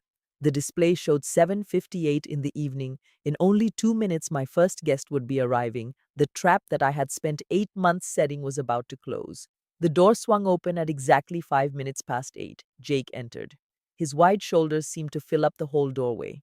He gave a warm, familiar smile, but it was entirely fake. He had on the charcoal gray suit that I bought for him on our first anniversary. He often mentioned that it made him feel powerful. He walked to me and pulled me into a hug. He placed a kiss on my forehead with the same fake love he displayed on our wedding day. Happy anniversary, my love, he whispered into my hair. His voice was gentle and close. I managed a smile and leaned into his arms. I had to pretend to be the loving wife just one more time. My fingers found the phone in my pocket, where the application to shut off the gas remotely was already open. Maya showed up at 10 minutes past 8 in the evening. Her red hair was pulled back in a graceful knot. Her emerald green dress was picked specifically to get Jake's attention. She stopped at the entrance, acting as if she were surprised. Zoe, you invited me to come, she said. Her voice was cheerful, like we were just old friends meeting up. I was only going to drop in to say hello. I smiled back at her, but there was no warmth in it. Of course, I invited you, Maya. You are part of the family. Her gaze shifted to Jake for a moment before she looked away. At 8:15, Marcus Brennan arrived. His silver hair was styled without a single flaw. He wore an immaculate navy blue suit. He shook Jake's hand with purpose, like an important business contact. Jake, it is great to see you, Marcus said in a smooth voice, patting his shoulder. Zoe, thank you for having me. Your grandmother's restaurant is a real treasure. I gave a short, polite nod in response. I saw Jake's smile get just a little tighter. His gaze followed Marcus to his chair with the sharp focus of a hunter watching a rival. Jake's mother, Linda Carson, came at 20 minutes past 8. Her silver hair fell in soft waves. She had on a lavender blouse and a string of pearls, looking like a model of perfect elegance. She greeted me with a warm hug, and her usual floral scent surrounded me. My dear daughter-in-law, she said with true affection, I am just so proud of both of you. 2 years have gone by. Time certainly moves fast when you are happy. I held on to her hug for a moment too long, feeling a sharp sense of guilt because she did not know about her son's behavior.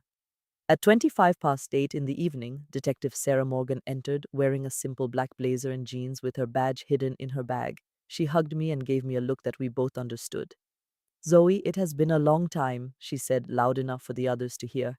I am so happy you asked me to come celebrate with you.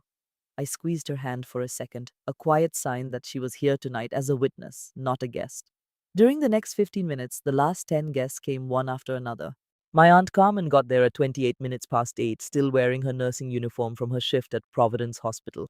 My cousin Mateo and his wife Isabella arrived at 32 minutes past 8.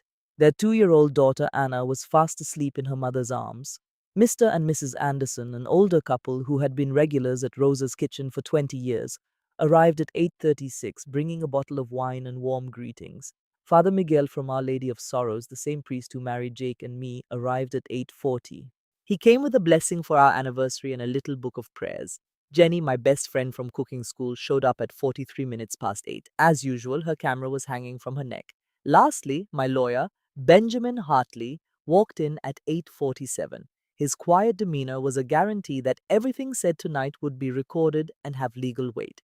By 10 minutes to 9 in the evening, all 15 guests were sitting at the long dining table, their faces bright in the candlelight. The noise of their talking and laughing filled the space with a false sense of calm. I stood at the head of the table, raised my wine glass, and waited for the room to become silent. I want to thank you all for coming here tonight, I started, my voice strong and even. 2 years ago, with many of you present, Jake and I made a promise to love and support each other forever. Tonight, I wanted to celebrate that promise with the people who matter most to us. I paused for a moment, looking at every person seated at the table. I saw Jake's self-assured smile, Maya's blank face, Marcus Brennan's polite interest, Linda Carson's proud expression, and Sarah Morgan's observant eyes. They were all waiting with no idea of the chaos that was about to erupt. I have made a very special dinner for all of you this evening, I said, my voice filled with warmth.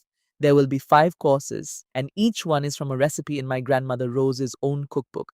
But I have something more to share with everyone. It is a story about loyalty, deception, and how far a person will go to guard what they hold dear.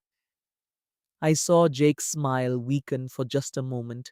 I noticed his grip on his wine glass get tighter, and I was sure he knew something was not right. I put my glass down, went to the kitchen door, and pointed to the first course sitting on the counter.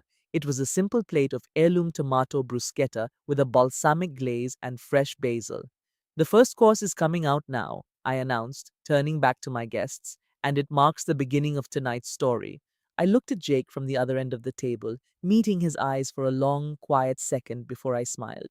I am certain you will all find it quite revealing. By 5 minutes to 9 that night, on October 28, 2024, all 15 guests were sitting around the long, candlelit table in Rosa's kitchen. Their faces were happy and ready for the party. I stood at the end of the table with a silver tray, knowing the next 35 minutes would destroy all the joy in the room. I put a white porcelain coffee cup right in front of Jake, with steam rising from it, and I started to talk. For 3 months, for 90 straight days, my husband brought me coffee every single morning. I said, my voice steady and clear. He pretended to be a caring, wonderful husband, but he forgot to tell me that every cup had 15 milliliters of Ipecac syrup, a chemical that makes a person extremely sick. I unfolded a medical report for the whole room to view. It came from the Providence Medical Lab on February 19th, 2024. The report was proof that Jake had been slowly poisoning me with Ipecac. He made me sick so I would be too weak to stop his plans. Jake's face lost all its color as he grabbed the table, but I would not let him speak. Instead, I put an email on the screen for everyone. The second truth is about stealing, I said firmly. This message is from Marcus Brennan to Jake, sent on November 3rd, 2023. It says, the transfer will happen 90 days after you get power of attorney. Make sure she is too sick to object. Then I showed Jake's response from January 22nd, 2024. The Ipecac is working great. She has lost weight and can barely work. By April, it will all be ours. I stared directly at Marcus, who was seething with rage. You offered $2.8 million for my family restaurant, Mr. Brennan. You bet everything on the idea that I would not discover your little secret. Marcus jumped out of his seat. But Sarah Morgan appeared in the doorway, her hand near her badge. Please have a seat, she told him calmly. You are not going anywhere. With a click, the screen showed two different medical documents. The third truth involves the lies Jake told my sister, I explained, looking at a stunned Maya.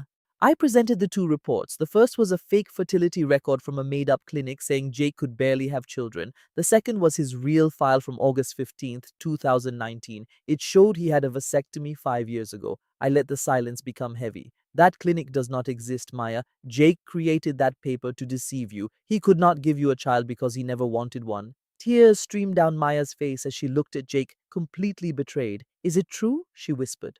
Jake remained silent. His jaw was so tight I could see the muscle twitch. My next evidence was a set of photos. They showed Jake and Maya kissing and holding each other outside a local bar. I hired an investigator to follow them for the last 6 months, I said. My husband was cheating on me with my own sister in our home. Linda Carson gasped and covered her mouth as she stared at the pictures. Jacob, she cried out, her voice full of pain.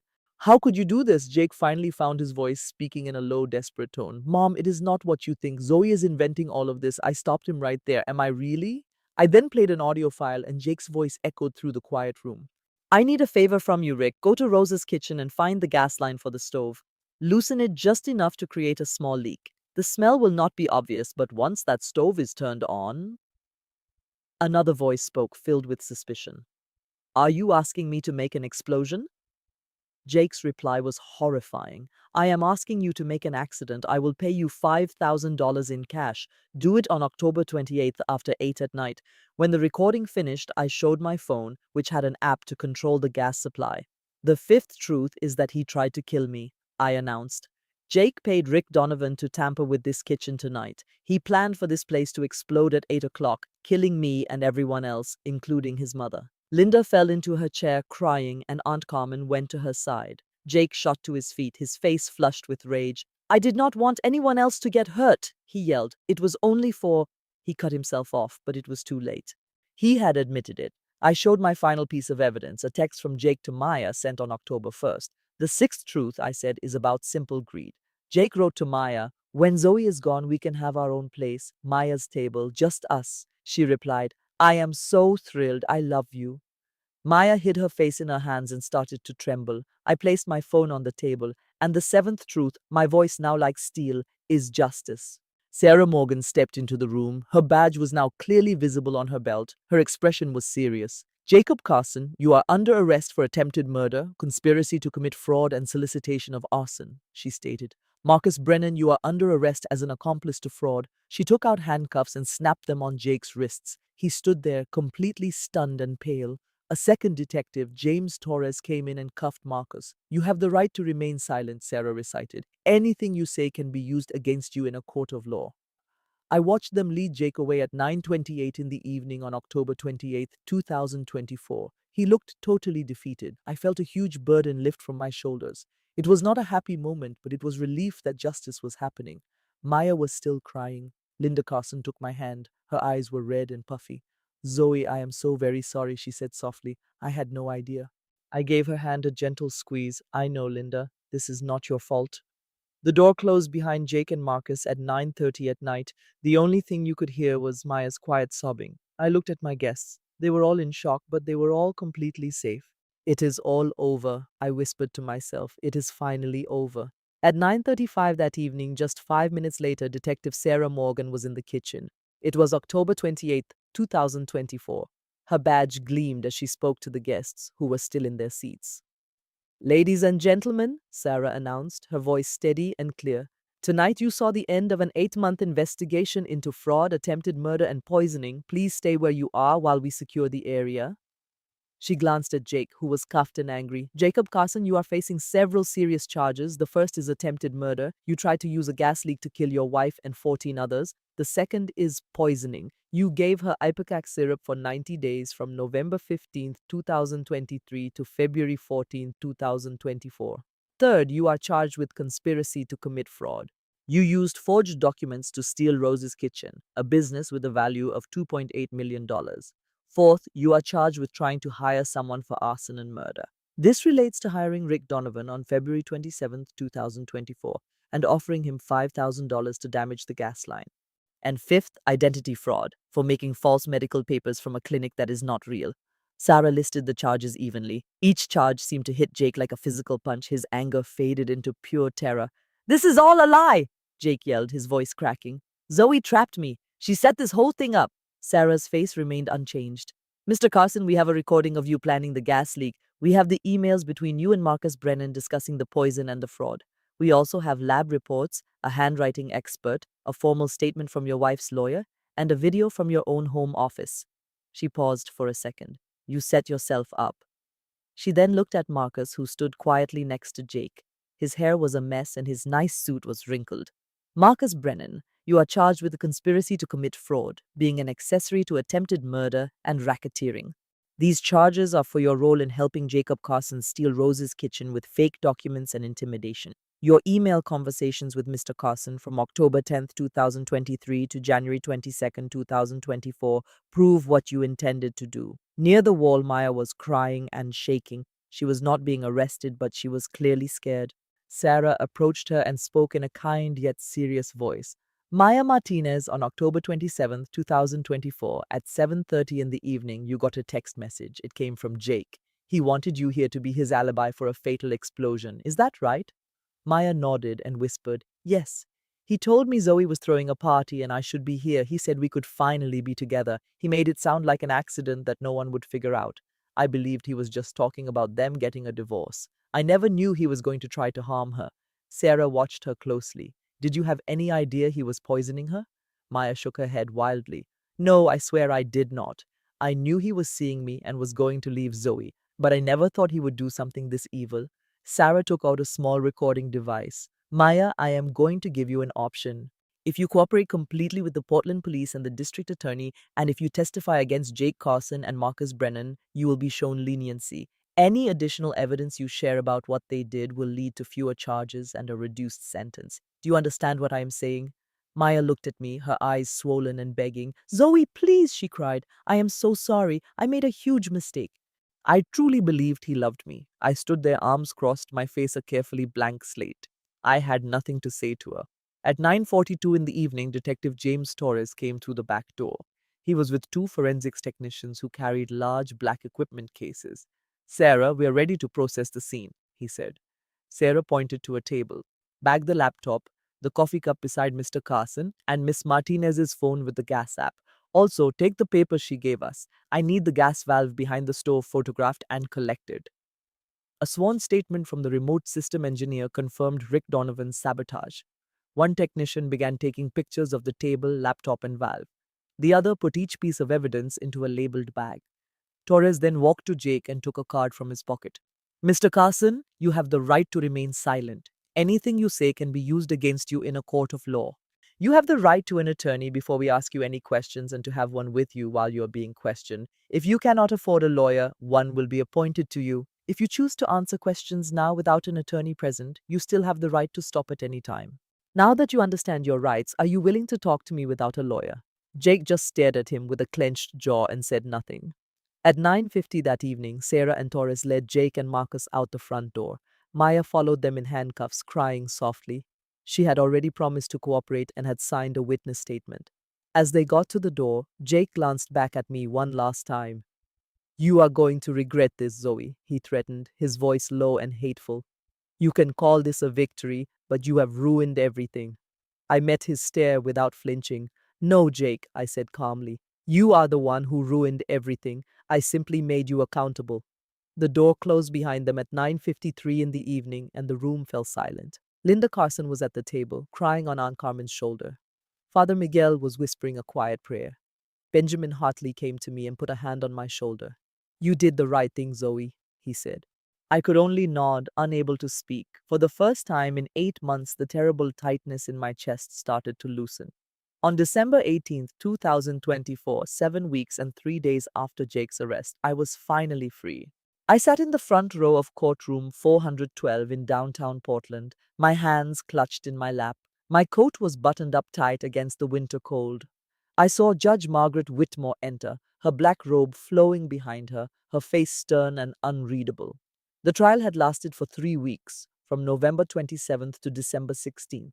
Today was the day for the verdict. The room was crowded. Reporters stood in the back, ready to take notes. My lawyer, Benjamin Hartley, sat next to me with his briefcase on the floor. A few rows behind us were Detectives Sarah Morgan and James Torres. But my husband Jake's mother, Linda Carson, was not there. She had publicly disowned him on November 30th. Judge Whitmore adjusted her glasses and addressed the three defendants.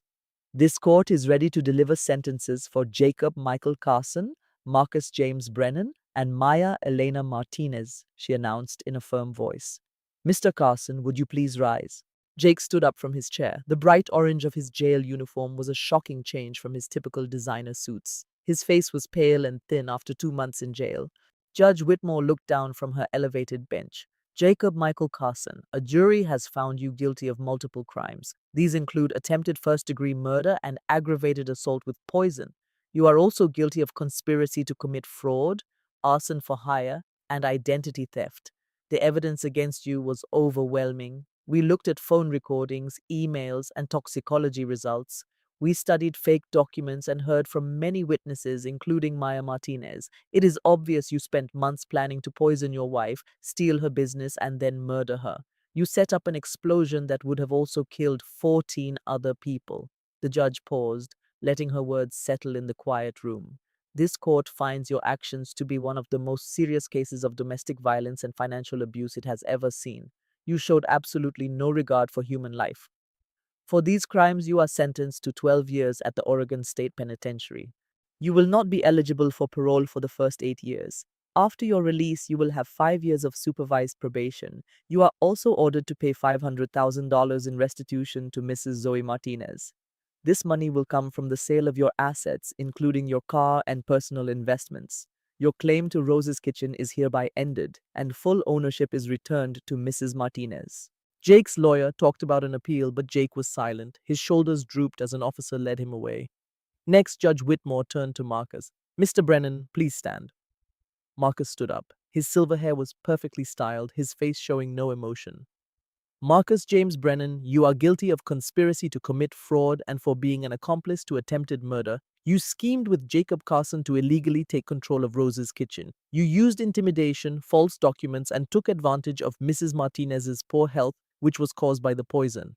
Your emails with Mr. Carson from October 2023 to January 2024 show how involved you were in this plan. You are sentenced to 8 years in the Oregon State Penitentiary, followed by 3 years of supervised probation. For 15 years after your release, you will be forbidden from owning or managing any restaurant in the state of Oregon. Cascade Dining Group has already ended your employment and cut all connections with you. The court recognizes the company's full cooperation during this investigation. Finally, the judge faced Maya. She sat with folded hands, her red hair tied back in a bun. Her eyes were swollen and red from crying. Miss Martinez, please stand. Maya stood up unsteadily, and her lawyer put a supportive hand on her arm. Maya Elena Martinez, you have pleaded guilty to being an accessory after the fact and to obstruction of justice. The court recognizes your full cooperation with police starting on the night of October 28th. Your testimony against both Mr. Carson and Mr. Brennan was essential. We also believe you did not know how deadly Mr. Carson's plan was. However, you had an affair with your sister's husband. You took money from their crimes, and you promised an alibi for what you thought was a small crime. These acts show a severe failure in judgment and a lack of morals. Your sentence is 2 years of supervised probation. You must also finish 400 hours of community service within the first year. You are ordered to go to mandatory counseling twice a month for your entire probation. You are also forbidden from any contact with Mrs. Zoe Martinez unless she agrees to it in writing. Maya nodded, and with tears on her face, she whispered, "Thank you, Your Honor." As the judge's gavel struck, the courtroom started to clear out. I stayed in my seat for a moment, staring at the empty bench. Even with this victory, I felt a deep sense of loss. Sarah came and sat next to me. "Zoe, you won," she said gently. "Justice has been served. Now you can finally begin to move on." I nodded slowly. "I know. It just doesn't feel how I imagined it would." She gently squeezed my shoulder. "It almost never does. What is important is that you survived." As we got up to go, Benjamin handed me an envelope. "This came for you yesterday," he said. "It's from Maya." I waited until I got back to my apartment that night to open it. Inside was a note written by hand. "Zoe, I know I don't have a right to your forgiveness. I was foolish, selfish, and could not see the truth. I will live with my actions for the rest of my life. I am truly sorry." I folded the letter, put it away, and did not write back. Jake was in jail. Marcus's career was finished. Maya had lost her family. I had my restaurant back. I was safe and I received justice, but I lost the sister I thought I had. I lost the husband I once loved, and I lost the ability to trust that my loved ones would not try to destroy me. The sun came up over the ocean at 6:15 in the morning on May 15th, 2025. It lit the sand at Cannon Beach as I walked by Haystack Rock. I held my grandmother Rosa's old recipe book to my chest. Its leather cover was soft and worn from many years of use. The pages were stained with flour and spices, telling the story of the woman who taught me cooking was more than just food. It was about strength. It was about pouring love into something, even when life tries to take everything from you. I woke up at 4:30 that Sunday. A deep urge pulled me here, a 90-minute drive from Portland. My grandmother Rosa always brought me to this spot as a girl when I was upset. She'd take my hand, look at the water, and say, "The ocean washes it all away. No matter the pain, the tide returns and life continues." 6 months ago, a judge sent Jake to prison for 12 years and Marcus Brennan for 8. Maya got 2 years of probation for testifying. I left that courtroom feeling broken, wondering if justice could ever truly heal you. But I did what Rosa taught me. I started to rebuild. The $850,000 from her, plus $500,000 from Jake's restitution, was the start. It was the money I needed to undo all the damage. I paid off every single debt at Rose's Kitchen. That meant paying off the fake loans Marcus and Jake forced on me. I hired a crew to give the restaurant warm, welcoming new walls. Our seating grew from 25 to 40 people. We put in a brand new modern kitchen to replace the one Jake destroyed. On our back wall, an artist painted a gorgeous mural of Rosa. It shows her hands covered in flour and captures her timeless smile. But the biggest change of all was something you could not see. In February, I started the Rosa Heritage Fund. It gives grants up to $20,000 to women escaping abuse. We help them launch their own food businesses. The fund also gives legal help, business advice, and connects them with other women entrepreneurs in Oregon. We gave our first 3 grants in March. They were for a new bakery, a catering service, and a food truck. Hearing them speak about their dreams brought tears to my eyes. They were tears of joy. Rose's Kitchen had its grand reopening on April 8th. Our new menu mixed my grandmother's recipes with my own new dishes. My Aunt Carmen joined as my business partner. She invested money and her nursing skills to make our workplace healthy. Shortly after, Portland Monthly Magazine wrote an article about us. Then we got a nomination from the Oregon Restaurant and Lodging Association. It was for Best Family Restaurant of 2025. But even with the awards and the full restaurant, I still felt broken inside. One particular wound would not heal. Then a week ago on May 8th, I was closing up around 9 at night. Then I saw Maya across the street. Her red hair was tied back, hands in her pockets. She did not approach me. For a full 10 minutes, she just stood there. She looked at the glowing windows, the happy guests, and the mural of Rosa. Then she turned and left. The next morning, white roses and a card were on my doorstep. The card said, "Zoe, I am not asking for forgiveness. I just want you to know I regret my actions every day." I brought the flowers inside and reread the card, but I never responded. I could not. Perhaps I never will. Some wounds are too deep, even when the person who hurt you was a victim too. As the ocean water touched my feet, my phone buzzed. It was a message from Elena Ramirez. I opened it and began to read in the bright sunlight. I recently escaped a bad marriage with my 7-year-old daughter. We have nothing left. A shelter in Portland told me about your Rosa Heritage Fund. My dream has always been to be a professional chef. I noticed on your website you need kitchen help. I do not have much experience, but I learn fast and I promise to work harder than anyone else. She finished with one simple question: would you give me a chance? Reading her words, my heart filled with a warm sense of purpose. I replied right away, Elena, I would be honored. Please come to Rosa's kitchen on Monday at 10 in the morning. We can begin this new chapter together. After I hit send, I watched Haystack Rock stand firm against the waves.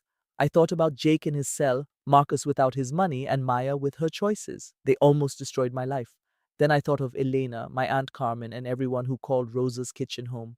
I opened my grandmother's recipe book. Inside, she had written, Never let anyone steal your dreams. Touching the words, I felt her presence. Life, like the ocean, moves on. I still had not forgiven Maya. A piece of me knew I never would. But I was finally able to forgive myself. I forgave myself for trusting the wrong people. I forgave myself for not seeing the truth sooner. Rosa's kitchen had become more than just a place to eat. It was now a safe haven. It was proof that women like Elena and me could survive anything and create something wonderful. I silently promised to always protect my grandmother's legacy. It was bigger than recipes. It was the hope we gave to women who needed a new beginning. As the sun began to rise, it painted the sky with beautiful colors. For the first time in a year, I felt truly at peace. The hurt had not disappeared, but my life finally had a clear purpose. I held the cookbook tight and walked to my car. I was ready for home, ready for Monday, and ready for my future. Now listen closely. The truth was shown to me 3 times before October 28th. There were the lab results, the secret recording, and Maya's confession. Each time I chose to be logical, not angry. Betrayal from family hurts the most. But remember this: you are given the strength to endure and the vision to find your way forward. I went after legal justice, not personal revenge. I did this not to ruin Jake and Marcus. I did it to make sure they could never hurt another woman. Please learn from what happened to me. I was too trusting. I ignored all the signs. I believed love would protect me. But betrayal from someone you love does not announce itself. It arrives quietly in a coffee cup or a fake document. It hides behind a sweet smile while someone plans your ruin. If your heart tells you something is wrong, please listen. That feeling is trying to protect you.